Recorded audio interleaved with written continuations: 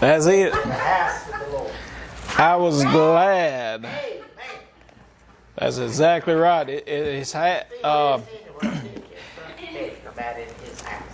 That's exactly right. And it has been a while, and I think we're all kind of scratching our head to see where we left off at. That's it. So, we're going to start in chapter 16. Genesis chapter 16. I think we left off in part way through that chapter. So, being it's been a while, we'll just start back in verse number 1. I am glad to finally be back. Still continue to pray for Sister Margaret.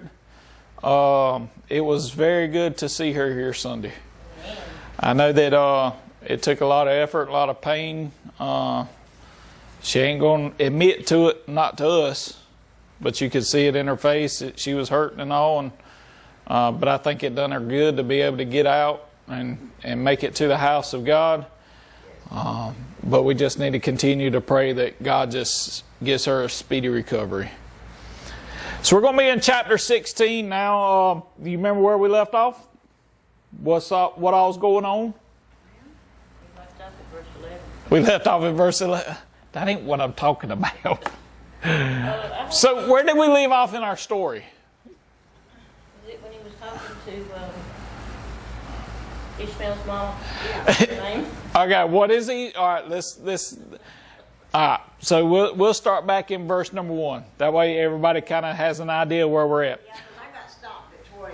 Yeah, so that's kind of where we left off, was around verse 11, verse 12. But we're going to start back in verse number 1 of Genesis chapter 16. Now this is dealing with Sarah and Hagar. Mm-hmm. Yeah. Mm-hmm. Oh, Sarah, she doesn't give her husband to somebody else. Mm-hmm. And it didn't work out so good because they got him a baby. Yeah. Now she's all mad because she ain't got one just like that one. So she run her off. That's right. Ran her off. She was wanting her. That's it.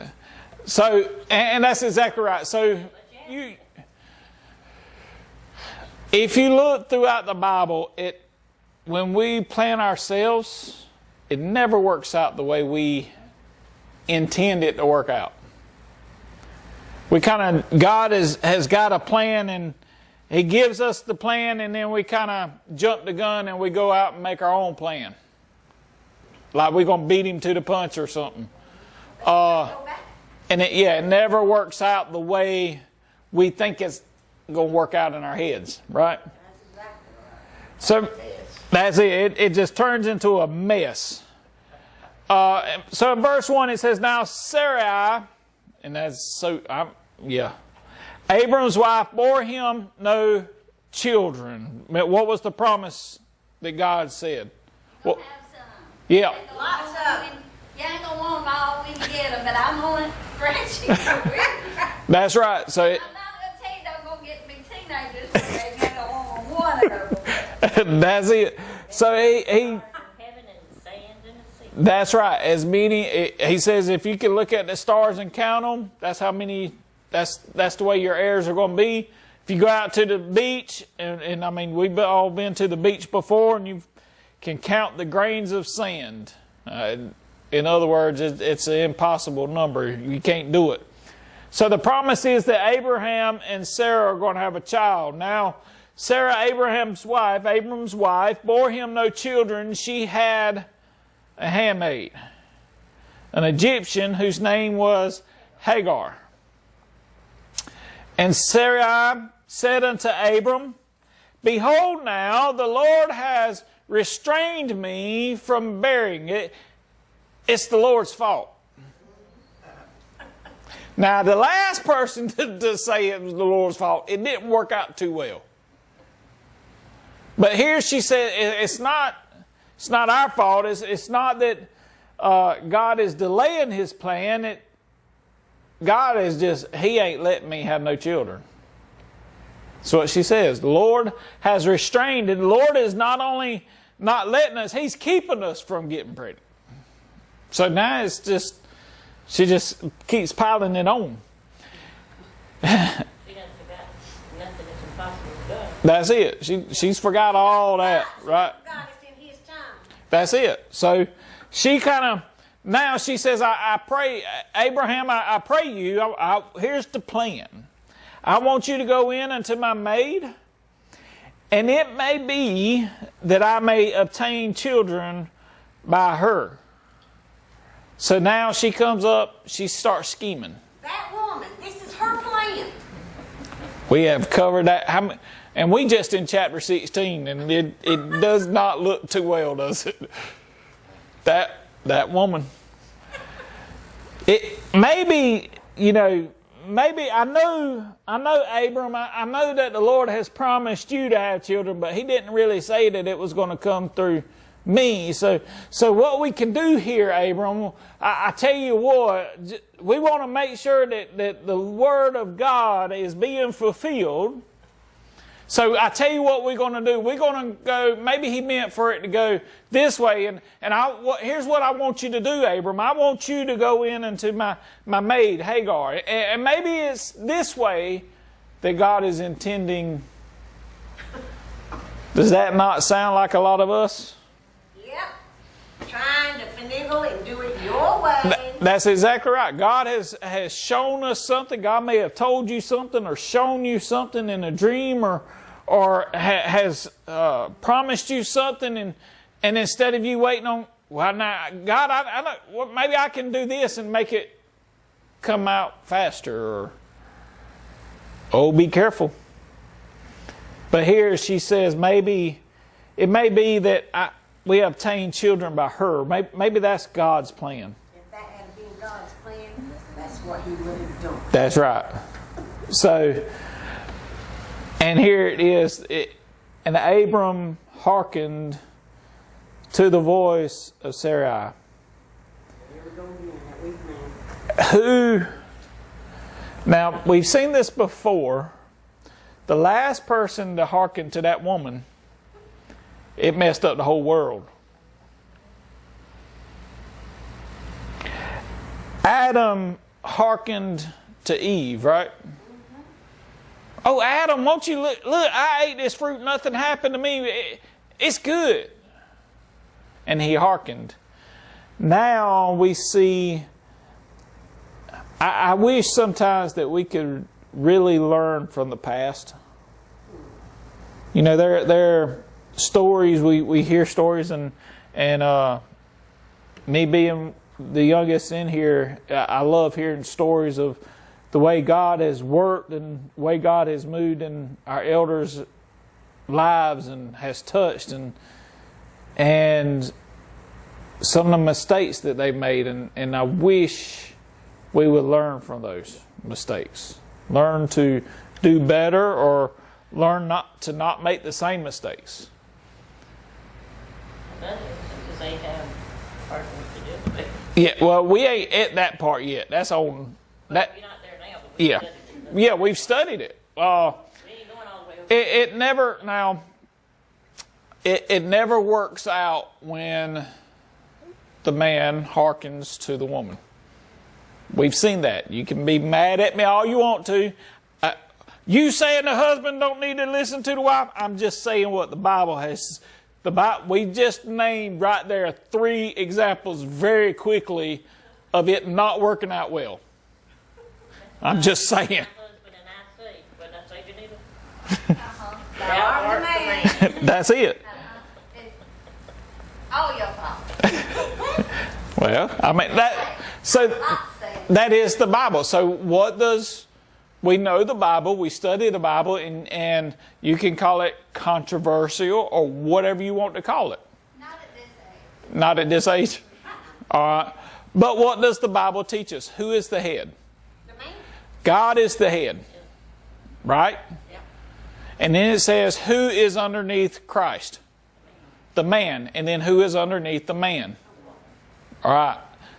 That's God's prescribed order. Pretty much. It does say It really is.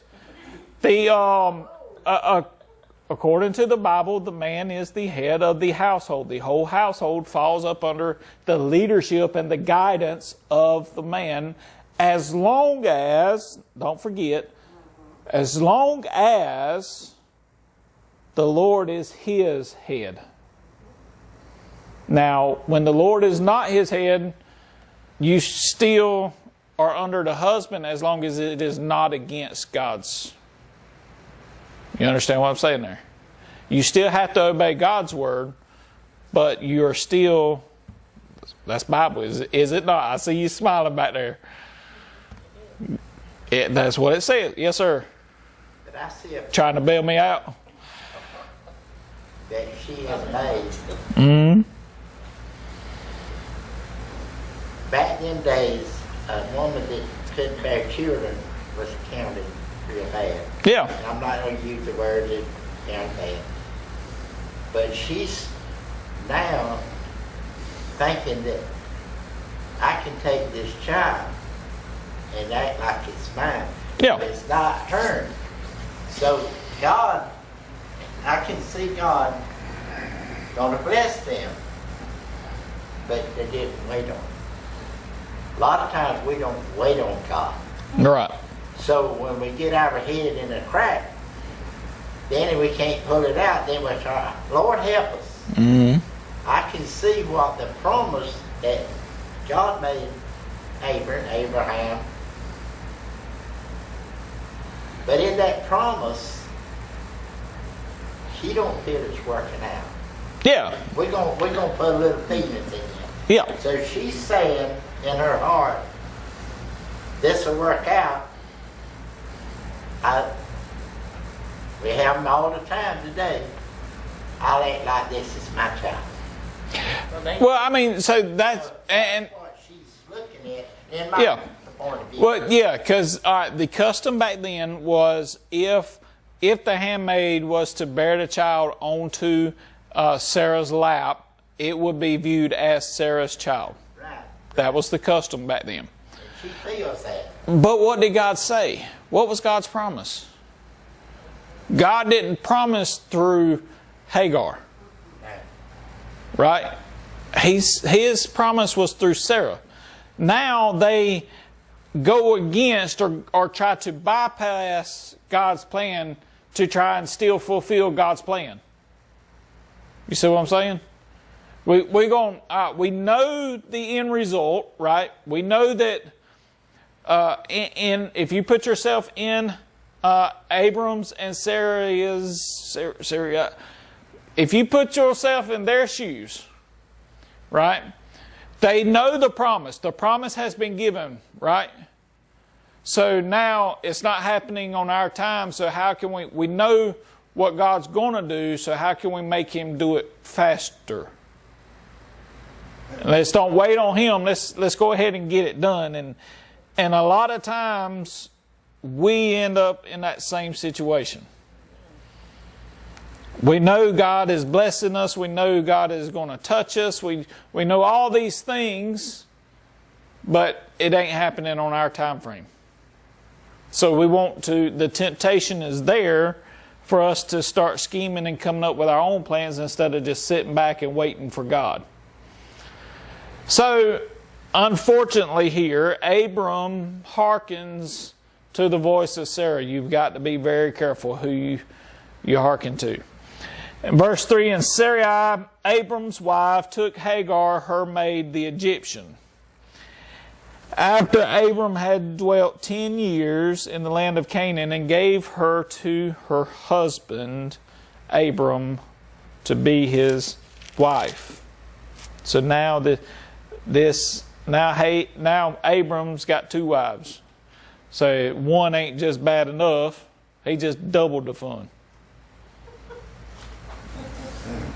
Lord help him, I like that. That's it. Just. We can't just say that woman. He's got to say them women. I know. He got a devil in it. Hey, if he gets, we've already seen him get in trouble with one. It's going on today too. Yeah, we've done seen him get in trouble with one. Now he's got 2 of them to deal with.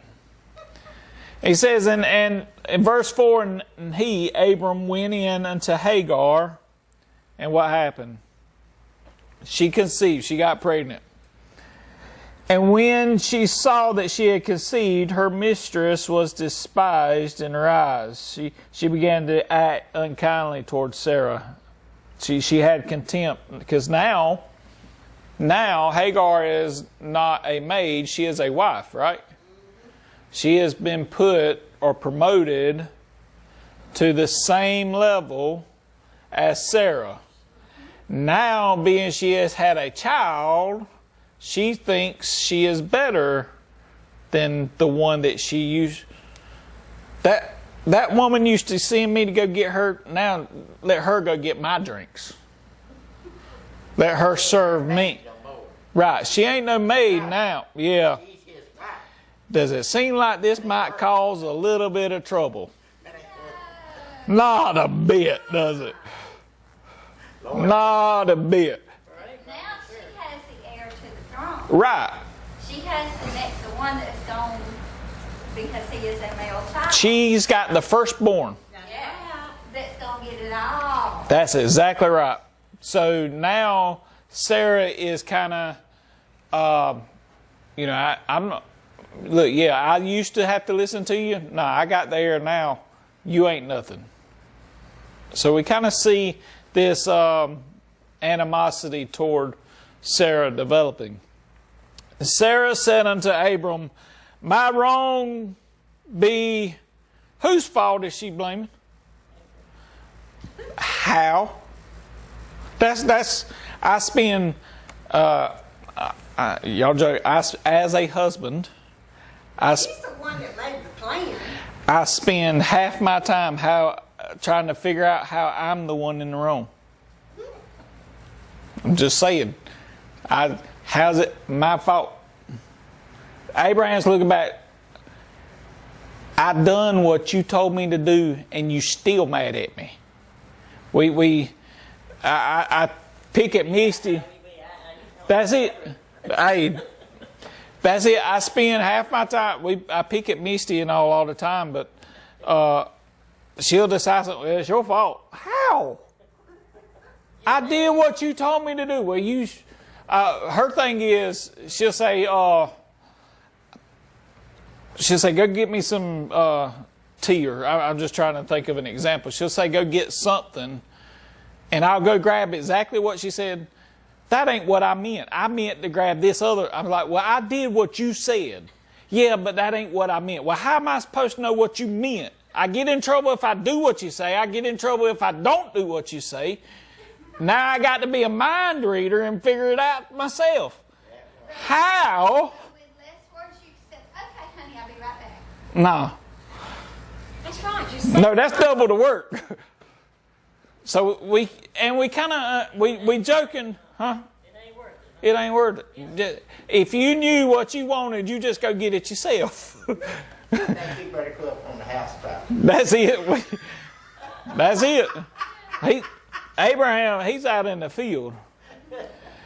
But we see here, so now Sarah says, look, my wrong be on you. It's your fault.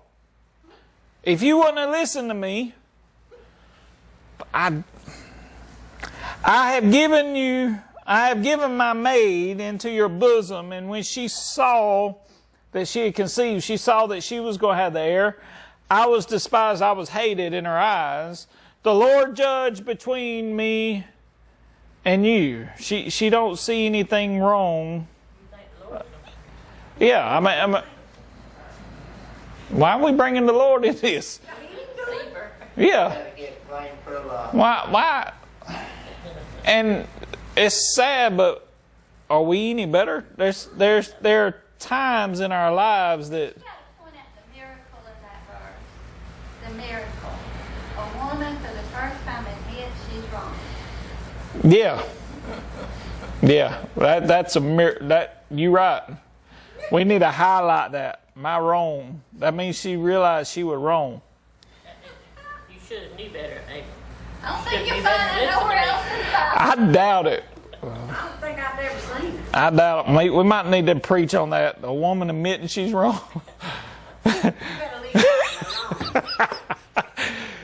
Gotta have a little bit of fun. I think you might leave that alone. That's it. But she says, yeah, the Bible says it is a miracle. They can't admit it. He says, I gave you my maid, and now I'm despised in her eyes. The Lord judged between me and you. Abram said unto Sarah, behold, your maid is in your hand. Look, you got this. You deal with it. She's in your hand. Do to her as it pleases you. You look. I ain't a part of this. I done what you said. You started it. You fix it. Right? He kind of stepping back. But you know what? What? It's a little late for him to step back. Yeah. I mean, think about it. There's a little baby that Well- has to be considered. It started when he first hearkened. Yeah, there's a little child here now. You know, Yeah. It's just him and her and the Well, it goes beyond that. Because what does the child represent? We said it a while ago. yeah. The child, the firstborn, by custom, the firstborn gets the blessings, the spiritual blessings, and the financial, the land, the house, the everything goes to the firstborn, the heir. Unless he sells his porridge to her. Yep. Unless he sells his stew beef or his stew. That's exactly right.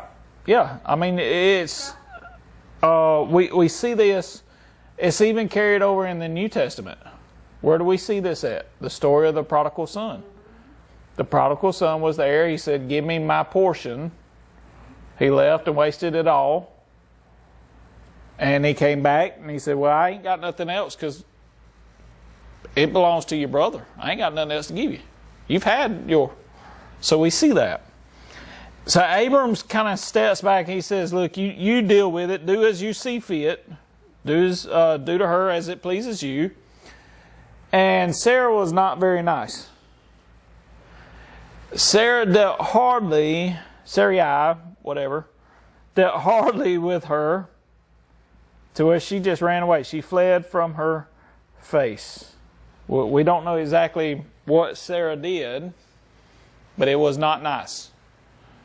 Now, in this... Between two wives, though. When he made this statement that he was giving the servant back to Sarah, he forgot, oh, that's my wife. Yeah.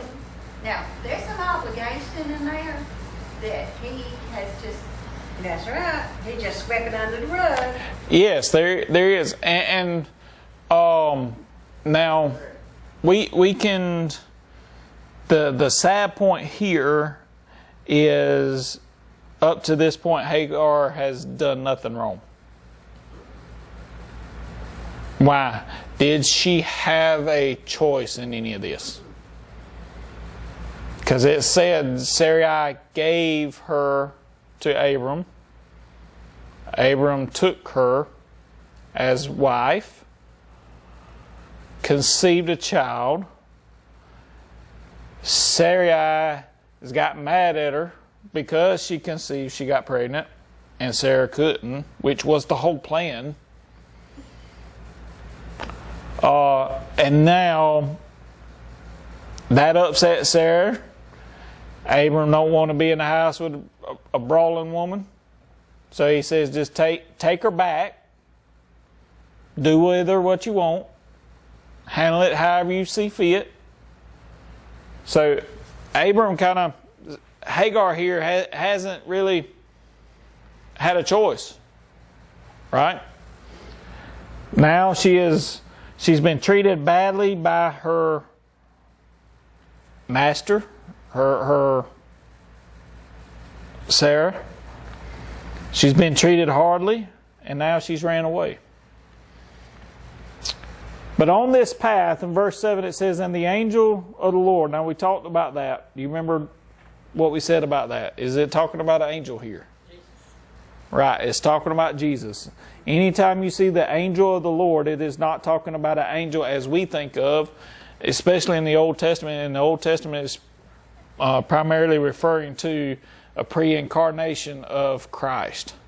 So the angel of the Lord found her, not an angel, the angel of the Lord, found her by a fountain of water in the wilderness.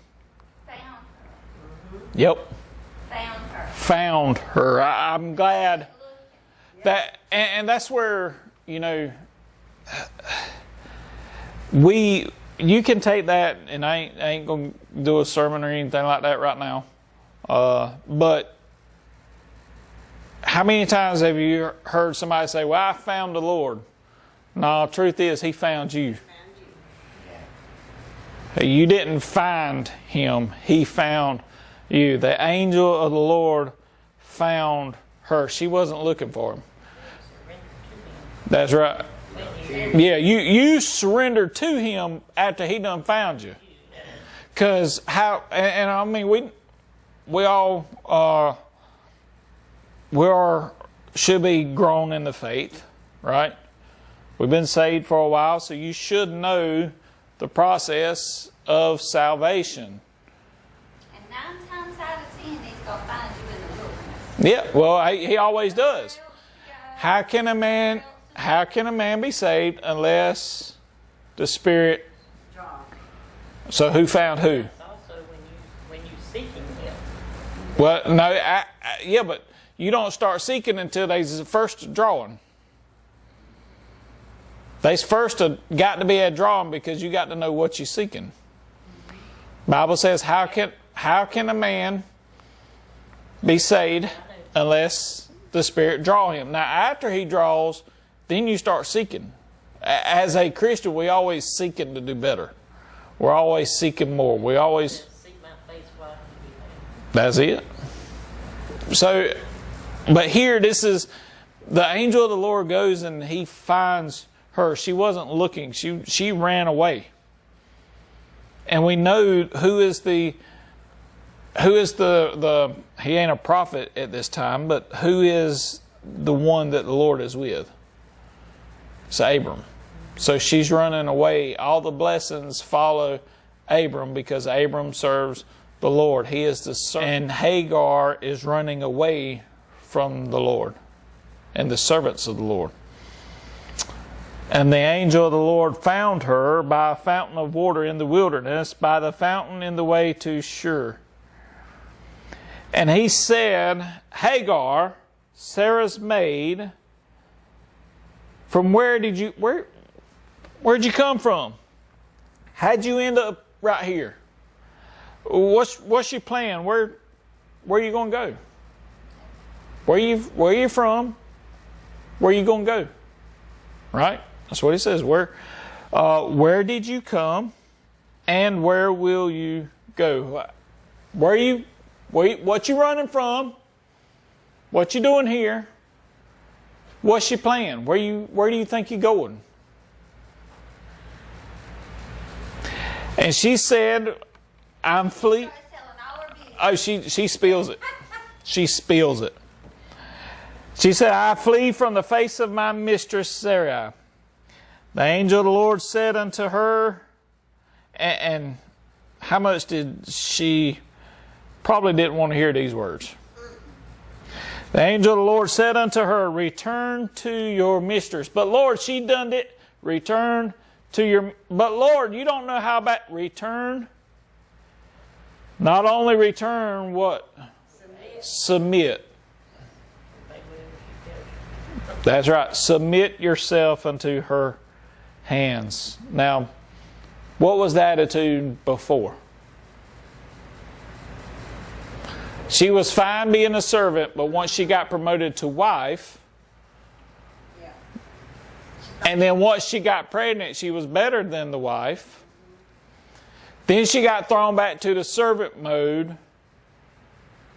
And now she was mistreated. She was or dealt hardly. We don't say, it doesn't say what happened, just that Sarah dealt hardly with her. And now she's ran away, and the Lord appears to her and says, what you doing? I want you need to go back to what you're running away from, and you need to submit to her. Now, what do you think Hagar is thinking? Ain't no way I'm about to... But what did the Lord say? All that. Yeah.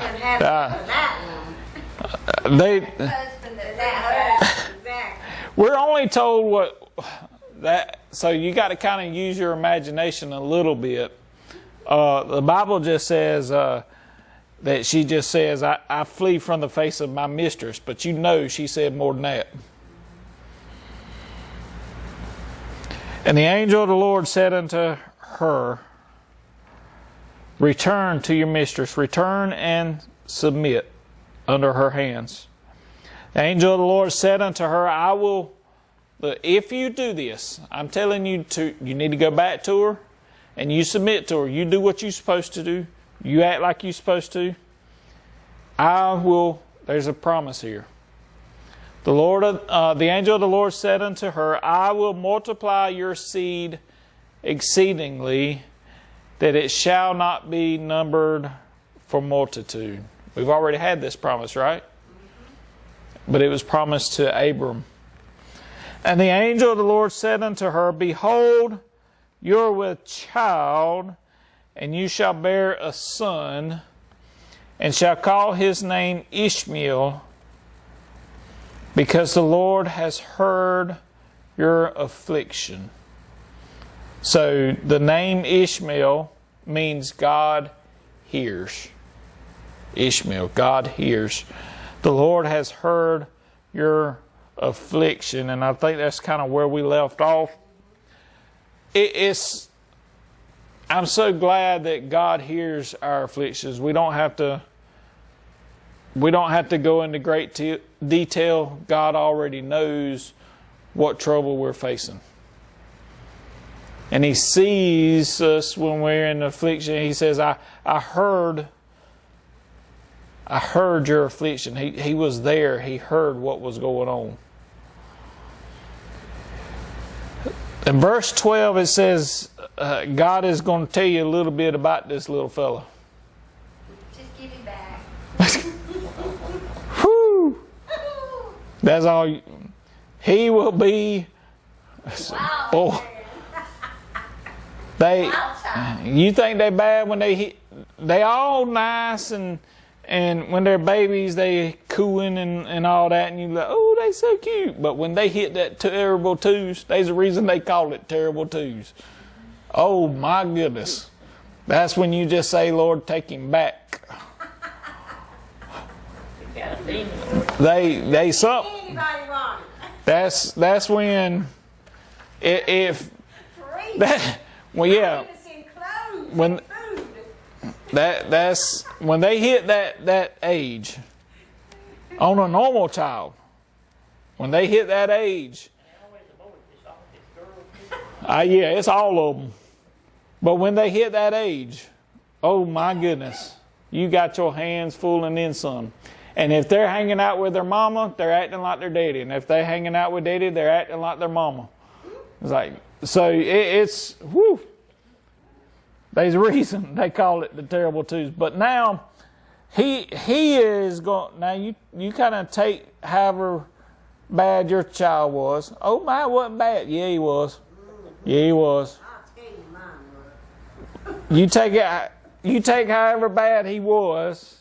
Now the Bible says he's a wild man. He's going to be even worse. Mine was a wild man. His hand will be against, he's going to be a wild man. His hand's going to be against everybody. He's going to be a fighter. And everybody's going to be against him. He's going to be a tough one. He shall dwell in the presence of all his brethren. He's going to be in the midst of all of them. And ain't nobody going to like him, and he ain't going to like nobody. He's the firstborn to go on and off. Oh, yes. But this, if you look, this prophecy is fulfilled. We look at the area that the descendants of Ishmael are from. Now, the descendants of Ishmael are usually are part of the Arabs. They dwell among their brethren. They fight among themselves. You know, for 40 years, I guarantee you, it's always comical to me when you talk about the Miss Universe. What is it you want? I want world peace. I want world peace. Every single one of them wants world peace, and they ain't doing nothing for it. But, and you always hear this, peace in the Middle East. You'll never have it. They've been fighting since this time. This Bible verse right here tells you they've been fighting since then. They're going to keep right on fighting. And if it ever does happen, then destruction Yep. is really going to come. So it literally says, and that's what he's talking about here. This is the promise. He will be a wild one. His hand will be against every man, and every man's hand will be against him. Is that not fulfilled? And he shall dwell in the presence of all his brethren. And she called the name of the Lord who spoken to her, your God sees me. For she said, have I also here looked after him who sees me? The name that she calls him, she gives him the name El Roy. That's E-L space capital O, capital R-O-I, which means you are a God who permits himself to be seen. He says, God sees me, I see him. El Roy. So when you talk about that, and I've been studying a lot, we see different names throughout the Bible that God is called. One of his is El Roy, the God who sees. So here she gives him, she says, your God sees me, for she said, have I also here looked after him who sees me. I'm so glad that God sees us. When we're in trouble, we don't have to, you can pour, there's nothing wrong with pouring your heart out with God. I encourage you all to do it. But it's so important, and it's so good that when you're in an emergency or you have a situation that really you need an urgent answer from God, He has already seen it. And you can go to God and you can just say, Lord, I need you now. And He already knows what you're talking about because He sees you. He sees you. And the Bible said in verse 11, He said He heard.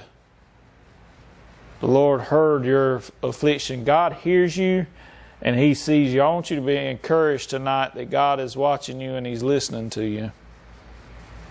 Verse 14, it says, wherefore the well was called, Ber Lahoi Roy, something like that. Behold, it is between Kadesh and Bered. So it means, so that Ber Lahoi Roy, however you pronounce it, it means well of the living, seeing God. Remember, names mean something. This is the well of the living and seeing God. God is a living God. God sees us, and like I said in verse 11, God hears us. Verse 15, and Hagar bore Abram a son. And Abram called his son's name, which Hagar bore, Ishmael. They followed God's command. Hagar goes back. The Bible doesn't say this, but we know from the context. Hagar goes back. She receives, or she goes back to Sarah, and she submits to Sarai. And God blesses this little fellow. He's born. And they follow God. Who named Ishmael? God did, right? Right?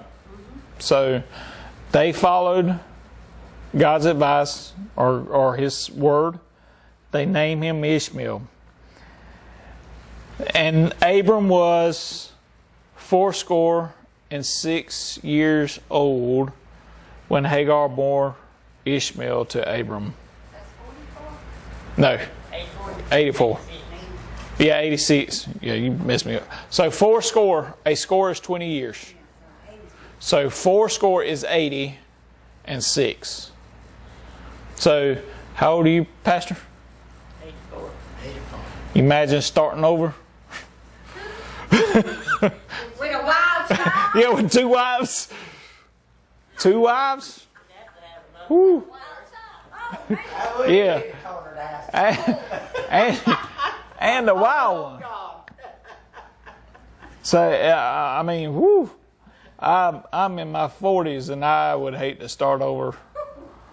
I come 86 when she bore Ishmael. Now, we jump in, we know, I'm assuming everybody's read Genesis. You know the story. Abram's going to have another child. Realize there's going to be 14 years in between. 14 years. So we got a long way to go. Ishmael's going to grow a lot before we even see the other youngin show up. It's going to be wild. Yeah, now he's It's okay, Lord. We don't need no one. yeah. It's okay. After the, Like this, Lord. imagine. So we kind of. So in the New Testament we see the opposite. In the New Testament we see Mary. She has the perfect child. Now I feel sorry for James that comes behind Jesus. Because now, Jesus done this, why can't you? Jesus, I never had a problem. Come on, mamas. I never had a problem with that other one, but you are a handful. Yeah. And I mean, so we know Jesus was a good child. Look, the Bible says he was perfect. He didn't run around and get in all the trouble that the other little ones did. He was perfect. He knew no sin. He did not sin, so he couldn't go out and do wrong. Right? Now here, after that first one, because he's wild after that first one, it'd take me 14 years to get over it too. I'm just saying. How many times have you heard somebody say, if you had read that had been the first one, there wouldn't have been no more? Yeah, there you go. That's it. If we would have had you first, the other ones would have. Oh, bless them, Lord. And now he's got it. So he's Abram. I feel sorry for Abram. You're talking about that the other morning. I had this dream, and I guess I was about half awake, half asleep. Anyway, it was so real. And I had been reading about the 7 women coming to The dream about the 7 women. just to hang on to one man's coattail just to bury his name. And they 7 come up out in the yard out there, and I said, well, I don't have no house, y'all. And I looked, and they said, that's no problem, got one right behind. They had a house coming behind them. And they pulled in the yard with their house.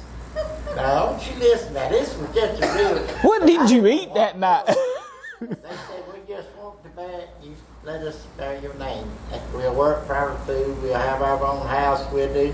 I said, we don't have that's all right. They had a well man coming behind them to grill a well.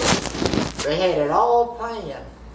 And I was sitting here listening to this plan that these 2 women was doing, but now who's going to have the shotgun turned on them? Oh, yeah. Ew.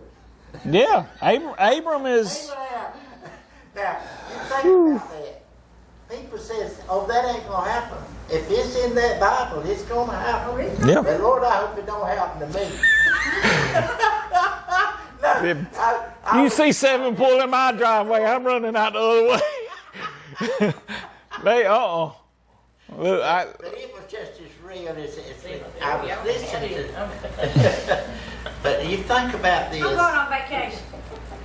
They had a plan. At least a month. These 7 women had a plan. But I didn't have no house for them.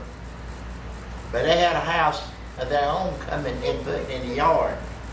And they said, your wife won't have to do nothing. We'll take care of her. We'll do everything. She won't have nothing to do. They had it so planned out. That plan that they had planned out so carefully. Backfire. yeah, well, I mean... I don't want to see 7 women coming in. No, oh. And that's this, and that's what we, so what do we see chapter 16 telling us? Number 1, we see that it's not good for us to come up with our own plan. The Bible actually tells us wait and see the salvation of the Lord, right? Wait. Now sometimes we take that verse a little bit to the extreme where we don't do nothing but wait. That's all we know how to do. Why ain't you moving? Because I'm waiting. We had a good service at church. Why didn't you come on down to the altar? Well, I'm just waiting. What are you waiting on? Lord come slap you upside the head and say, move? I mean, that's it. So we got to be careful. There is a time to wait, and there's a time to be about our Father's business. But here, regardless of it, we are to always wait on the leadership and the follow Christ. Christ goes before us. He says, the Bible tells us He goes to prepare our way, right? He goes before us to prepare our way. Now, if I try to go around Him, if Lord say go to the back, and I wait and I walk in His steps, it's going to be a whole lot easier than if I try to run up the side right here, bang my knees up against all these pews and all that. It's hard enough to go through that little area going slow. But now I'm trying to outrun you. I'm going to end up, it ain't going to work out so well for me, right? So in our spiritual life, it's the same way. If God is leading us down our paths and we are over anxious, I'm going to say, and things ain't moving just as fast as I want them to, or you want them to, we tend to try and jump ahead of the Lord. Here, Sarah does the same thing. She knows the promise, and look, she's getting on up in age. Right? She's, at this time, she's what, 76? When Abram was 100, Sarah was 90. So here, Sarah would be 76. And now you got this young 20, 30-year-old, if that. So, I'm getting on up in my age. It ain't happening. The Lord promised it, but it ain't happening. We're running out of time. Maybe it's... And we can understand, through our natural eyes, we can understand her thought process. But anytime we try to get outside of the Lord to accomplish His plan, it ain't going to work out. So we have to wait on the Lord. The second thing that I get out of it. So first, out of chapter 16, first thing I get out of it is wait on the Lord. Always follow His plan. Don't jump and try and get my own plan. Just wait on Him. It'll work out better if I just wait on His timing. The second thing that I get out of chapter 16 is that God hears my afflictions. Verse 11, I went back to that several times. The Lord has heard your affliction. And then to go with, Don't matter where you run, He'll find it. That's it. You look at that scripture, she thought she was out there away from it. Out in the wilderness. But there was an angel that was aware of where she was at. Now, the angel told her the right thing to do. Mm-hmm. Yep. Jesus tells us. We don't want to do what the Lord says do, and He sends an angel. That's right. Now, you either listen now, or you wish you had. That's exactly right. If she had refused,